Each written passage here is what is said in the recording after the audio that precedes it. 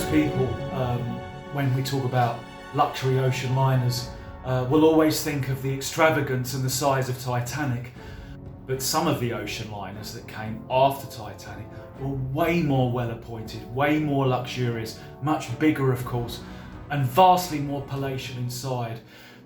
And the Empress of Britain was one of these over-the-top, ostentatious luxury liners.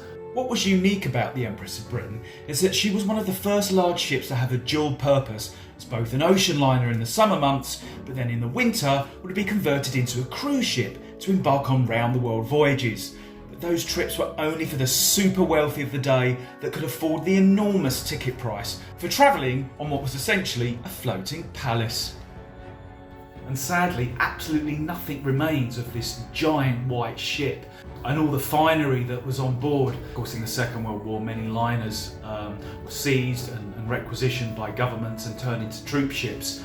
Most of the finery in the interiors of these ocean liners would have been stripped out, put onto the shore and put into storage so they could be made into a more suitable vehicle for transporting thousands of troops.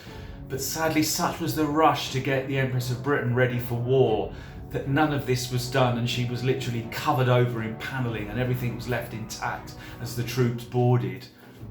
What's gripping about this particular episode is the battle this gallant luxury liner went through in her death throes. It was a time of war and she was decked out with armaments to protect herself. And we cover this spectacular end, this very gallant ship that went into a ferocious battle with the German Luftwaffe and German U-boats. Although not a shred of her remains today, what we have managed to do is to track down and unearth reams of archive and beautiful images and footage of the Empress of Britain. Sadly, we have virtually no ocean liners left now. We are lucky that we have one example of a traditional grand ocean liner, and that is the Queen Mary, which is now a converted hotel in Long Beach, California, and she is preserved as she was when she was built in the 1930s. This ship really is an absolute treasure, and we're very lucky to still have her with us.